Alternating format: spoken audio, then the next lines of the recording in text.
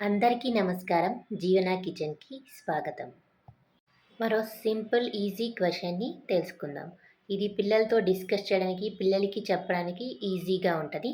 Question: I am unstoppable but I am easy to waste. What am I? ఈ క్వెషన్‌కి answer recipe చివర్లో చెప్తాను. మీకు కనుక ఈ క్వెషన్‌కి ఆన్సర్ తెలిస్తే ఈ రెసిపీ అయ్యేలోపు మీరు కామెంట్ చేయండి. ఇక ఆలస్యం చేయకుండా మనం రెసిపీలోకి వెళ్ళిపోదాం. ఆల్రెడీ మన ఛానల్లో వెజ్ పాస్తాని అప్లోడ్ చేశాం. కానీ ఈసారి చేసే దేశీ మసాలా పాస్తాలో మనం చీజ్ కూడా వేయట్లేదు అండ్ హెల్దీ ప్రాసెస్లో మన ఇంట్లో ఉండే వాటితో ఈజీగా టేస్టీగా ఎలా చేసుకోవాలో చూపిస్తున్నాం. ఈ పాస్తాని మీరు డిఫరెంట్ షేప్స్లో లేదా ఆటా మిల్లెట్స్తో కూడా మీరు ఈ పాస్తాని తీసుకోవచ్చు. ఈ పాస్తాని ఉడికించడానికి ఒక మీడియం సైజ్ గిన్నెను పెట్టి అందులో 1 లీటర్ నీళ్లు పోసి అందులో ఉప్పుని కూడా వేసి ఈ నీళ్ళను మరిగించండి. ఇలా నీళ్లు మరుగుతున్నప్పుడు ఇందులో 2 కప్పుల పాస్తాని యాడ్ చేయండి. ఈ పాస్తాను ఉడకడానికి టైం పడుతుంది. దీన్ని మధ్య మధ్యలో తిప్పుతూ ఉడికించుకోవాలి హై ఫ్లేమ్లోనే. ఈ మధ్యలో తిప్పకపోతే పాస్తా అన్నీ అడుగున కింద గిన్నెకి పట్టుకొని అతుకుపోతాయి. సో దీన్ని ఆ మధ్య మధ్యలో తిప్పుతూ వీటిని ఒక 80% కుక్ చేయండి. ఇలా కుక్ అయిపోయినప్పుడు గ్యాస్ ఆఫ్ చేయండి. వీటిని స్ట్రైన్ చేసుకోవాలి. ఈ పాస్తాని ఇలా స్ట్రైన్ చేసి వీటిని నార్మల్ వాటర్తో వాష్ చేయాలి, లేకపోతే ఇది ఓవర్ కుక్ అయిపోతుంది. ఈ పాస్తాలో ఉండే నీళ్ళన్నీ వడకట్టేసి ఈ పాస్తాని పక్కన పెట్టండి. ఇప్పుడు ఒక ప్యాన్ని పెట్టి ప్యాన్ హీట్ చేయండి. ప్యాన్ హీట్ అయిన తర్వాత అందులో 2 స్పూన్స్ ఆలివ్ ఆయిల్ వేయండి. ఇందులో మనం ఆలివ్ ఆయిల్ వేయడం వల్ల మనకి పాస్తాకి మంచి ఫ్లేవర్ వస్తుంది. సో ఈ ఆయిల్ హీట్ అయ్యాక అందులో 1 స్పూన్ జీలకర్ర వేయండి. ఈ జీలకర్ర కూడా వేగిన తర్వాత అందులో చిన్న చిన్న ముక్కలుగా కట్ చేసి పెట్టిన గార్లిక్ పీసెస్ని యాడ్ చేయండి. 2 పచ్చిమిర్చి చీలికలు, ఒక మీడియం సైజ్ ఆనియన్ని చిన్న చిన్న ముక్కలుగా కట్ చేసి వేయండి.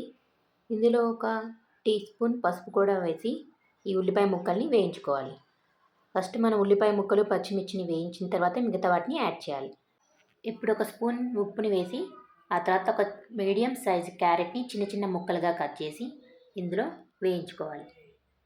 ఈ క్యారెట్ని ఒకసారి బాగా వేయించిన తర్వాత ఇందులో ఒక క్యాప్సికాన్ని చిన్న చిన్న ముక్కలుగా కట్ చేసి వేయించాలి.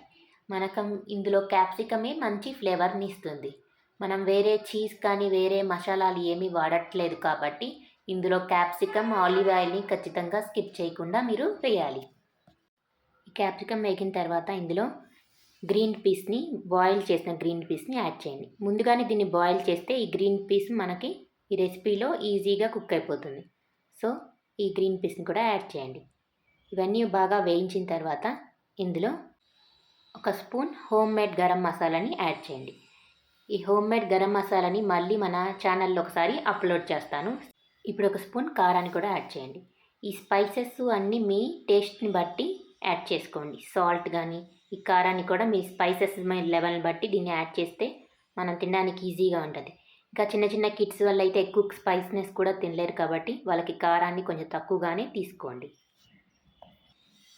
ఇది ఈవినింగ్ స్నాక్. పిల్లలు స్కూల్కి వెళ్ళి నుంచి వచ్చిన తర్వాత ఇలా మన వెజిటబుల్స్ అని ఇలా ఫ్రై అయితే అప్పుడు మనం పాస్తాని యాడ్ చేసుకుంటే మంచి ఫ్లేవర్తో ఈ పాస్తా చాలా టేస్టీగా ఉంటుంది. మనం చేసే సింపుల్ ఇంగ్రీడియంట్స్ కూడా ఈ పాస్తాని వేగేలోపు మనం ఒక సింపుల్ సాస్ని ప్రిపేర్ చేసుకుందాం. 2 టమాటాలని, ఒక ఎండుమిర్చిని ఒక 10 నిమిషాలు నానబెడితే మనకు పేస్ట్ చేయడానికి ఈజీగా ఉంటుంది. ఇలా ప్యూరీ చేసేయండి. ఇప్పుడు ఒక చిన్న గిన్నె తీసుకొని అందులో 1 స్పూన్ ఆయిల్ యాడ్ చేసి ఈ టమాటా ప్యూరీని ఇందులో యాడ్ చేద్దాం. ఇలా ఆయిల్ వేడెక్కిన తర్వాత ఇందులో కొన్ని కరివేపాకు లీవ్స్ వీటిని యాడ్ చేస్తే మంచి ఫ్లేవర్ వస్తుంది. తర్వాత ఈ ప్యూరీని యాడ్ చేయండి. ఇలా ప్యూరీని ఒక 2 మినిట్స్ కుక్ అయిపోయిన తర్వాత ఇందులో 1 స్పూన్ పంచదార, 1 స్పూన్ ఉప్పు వీటన్నిటిని యాడ్ చేసి ఒకసారి మళ్ళీ కుక్ చేస్తే ఇలా దగ్గర పడుతుంది. ఇలా టమాటా ప్యూరీ అంతా దగ్గర పడేంత వరకు కుక్ చేసి స్టవ్ ఆఫ్ చేస్తే మనకి టమాటా సాస్ రెడీ అయిపోతుంది. ఈ పాస్తాని వెజిటేబుల్స్ అన్నిటితో ఒక 5 మినిట్స్ ఇలా ఫ్రై చేసి ఇందులో మనం ఇందాక ప్రిపేర్ చేసి పెట్టుకున్న టమాటా ప్యూరీని కూడా యాడ్ చేయండి.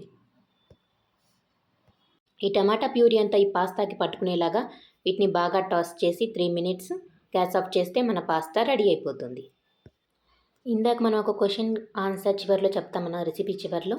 ఆ క్వశ్చన్కి ఆన్సర్ తెలుసుకుందాం. టైం.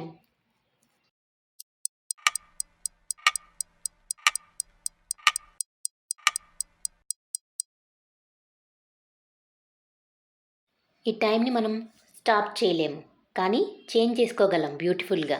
సో ఈ క్వశ్చన్ యొక్క అర్థాన్ని తెలుసుకొని మీరు కూడా మీ టైంని బ్యూటిఫుల్గా చేంజ్ చేసుకోండి. అండ్ మా రెసిపీ కనుక మీకు నచ్చినట్లయితే లైక్ చేయండి, షేర్ చేయండి. ఇంకా మీరు ఈ ఛానల్ని సబ్స్క్రైబ్ చేయకపోతే సబ్స్క్రైబ్ చేయండి.